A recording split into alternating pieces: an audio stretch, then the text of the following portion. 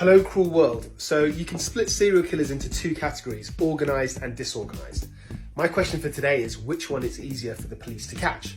Well, it's actually a lot harder to catch organised killers because, as the name suggests, they're very organised in terms of carrying out their offence. So they're the kind of people that have meticulously planned out what they're going to do and when they're going to do it. They pick their victims carefully. They will potentially move their victim away from where they meet them. Then the murder takes place and then they remove the body. Then they clean the crime scene. So it's much harder for them to detect them.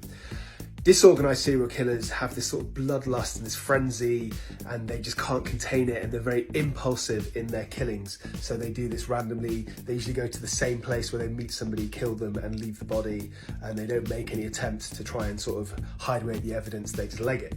So they are easier to be caught by the police, but, and here's the interesting bit in my opinion, it's actually harder to link disorganised killers together because their crimes are so random and they might be, many miles away, that the police don't necessarily, it might take them a while for them to figure out that it's the same killer, that it's a serial killer. Whereas organised killers tend to stick with a method if it's worked out to be successful. So they have the same modus operandi, so their crimes are easier to link. I hope that all makes sense.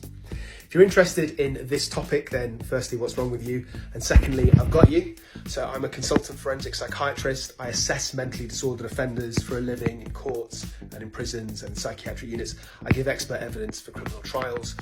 I've done a video about the difference between organised and disorganised serial killers. I go into a lot more detail. I do a deep dive on that pretty morbid topic.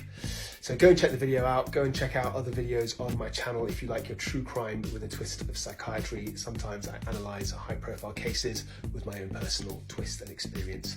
So if you're a true crime fan, I whet your appetite, I do believe. Anyways, lovely to talk to you. Stay thymic, and remember, I love you.